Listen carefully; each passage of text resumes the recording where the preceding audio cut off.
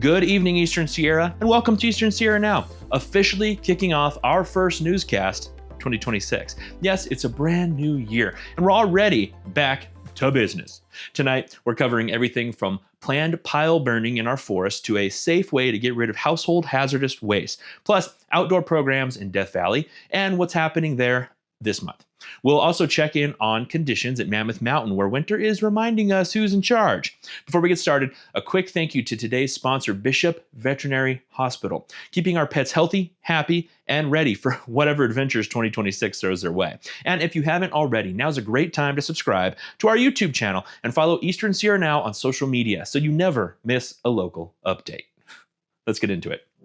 Local land management officials are planning controlled pile burning in part of the Inyo National Forest this week. Crews from the Forest Service have begun burning slash piles, which are collections of limbed branches, logs, and other vegetation debris in the Crowley Lake area as of yesterday, that is. This work is part of a hazardous fuel reduction effort intended to reduce surface and ladder fuels, helping lower the potential intensity of future wildfires. Today, pile burning began in the Bishop Creek area. Winter storms have left snow on the ground, creating conditions that forest managers consider safer for burning. Officials are also coordinating with the Great Basin Unified Air Pollution Control District and the National Weather Service to limit smoke impacts on nearby communities. Smoke may be visible from Crowley Lake, Aspen Springs, Aspendell, and along Highways 395 and 168 West during the burns. If you've been holding on to household hazardous waste, there's an opportunity to dispose of it safely with no fees next weekend. The Bishop Landfill will host a household hazardous waste collection event on Saturday, January 10th, from 9 a.m. to 12 p.m. During that time, residents can bring in eligible hazardous products. We don't mean your ex-partner. Such as paints, solvents, or old motor oil.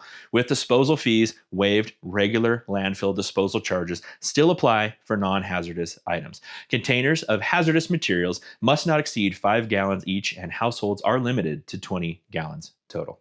Your pets are more than animals, they're family. And at Bishop Veterinary Hospital, they're treated that way too. Whether it's a routine checkup, vaccinations, dental care, or those unexpected "why is the dog eating socks again" moment, the team at Bishop Vet has you covered. They've been caring for Eastern Sierra pets for over 40 years, combining compassion, advanced care, and that small town trust you just can't find anywhere else, because keeping your best friend healthy means more tail wags, more purrs, and more adventures together. So the next time your furry family member needs care, big or small, head to Bishop Veterinary Hospital. They'll treat your pets like their own and maybe sneak them a treat or two. Bishop Veterinary Hospital, caring for the pets who make our community whole. Plans for an upcoming multi-day hiking program in Death Valley National Park have been revised following a series of flash floods in the park last fall. The Death Valley Natural History Association says some originally scheduled hikes are now inaccessible, and organizers have adjusted the itinerary.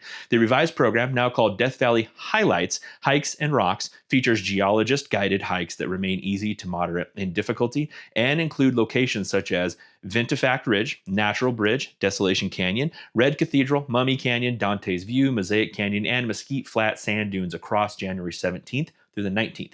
Early in the month, on January 11th, there's also a scheduled hike to Death Valley's Wild River. If you are interested in taking part in this program, be sure to book your spot now.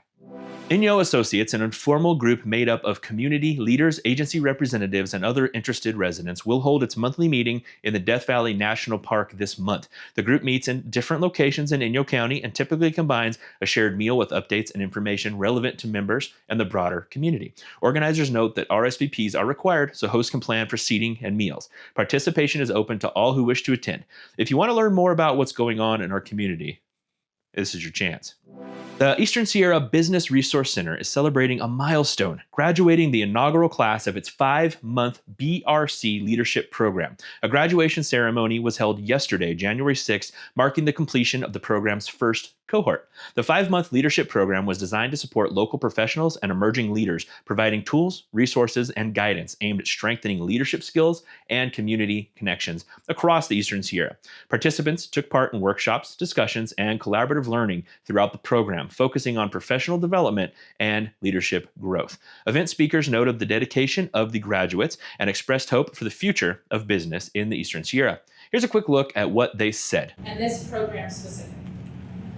We work, as Alan said so eloquently, at a systemic level. So we are working with partners such as the White Bark Institute in establishing forest health programs and doing workforce development to support that.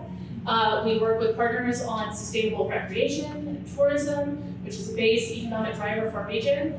But fundamentally, vibrant community starts with leadership and entrepreneurship at ground level. Additionally, students were given the chance to reflect on their experience as they accepted their certificates. I am just really thrilled to have had this opportunity to learn about my strengths as a leader and to be able to help guide and support my teams with resilience. I would like to say that this experience, my big takeaway, has been getting to know my fellow community members and how well Jarre held us to bond, because any one of you who have a goal. This is an incredible achievement, and we'd like to wish everyone a heart-filled congratulations. Organizers say the goal of the program is to help build a stronger regional workforce by investing in the people who live and work here, and attributes its success to its many facilitators, including Jarre Berkeland of Maitree Leadership. The Eastern Sierra Business Resource Center says future cohorts of the leadership program are planned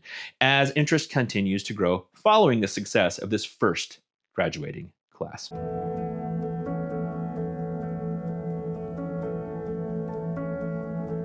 In many emergency departments in America, overcrowding is kind of the epidemic of the age.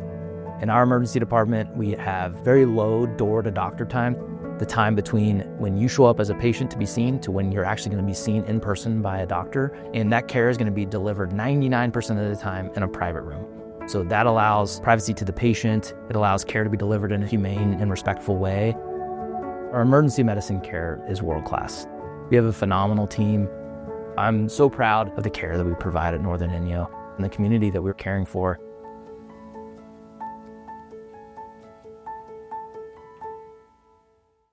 Over at Mammoth Mountain, winter is holding strong with solid conditions across the hill. The current base depth sits at 62 inches of packed powder with 165 trails open, 23 lifts available, and all 10 terrain parks fully open. Today is shaping up to be a crisp winter day with temperatures in the low 20s. A breeze is expected with gusts that may impact lift operations, so conditions could change throughout the day. Cloud cover will vary, bringing a mix of sun and clouds. Skiers and riders look for leftover soft snow may want to check out Christmas Bowl, where there are still pockets of fresh. The panorama gondola is expected to be on wind hold to start the day, and guests are encouraged to check lift status before heading uphill. Mountain officials also remind everyone to enjoy the snow safely. Ski or ride with a partner, keep them in sight, and stay alert for tree wells, especially in areas with deeper snow. For the latest conditions and lift updates, visitors should check Mammoth Mountain's official channels before heading out.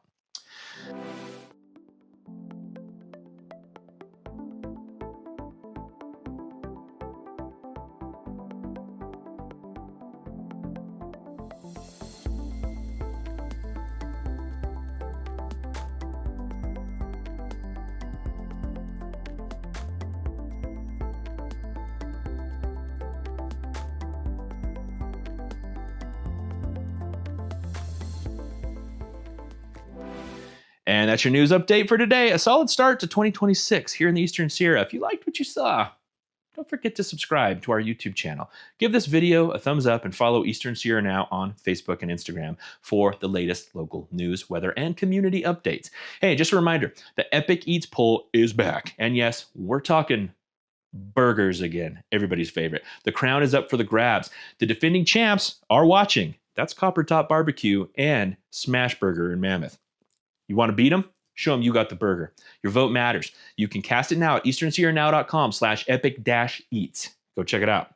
Thanks again to Bishop Veterinary Hospital for sponsoring today's report. And from all of us here at Eastern Sierra Now, here's to a safe, informed, and maybe slightly delicious start to the new year. See you next time.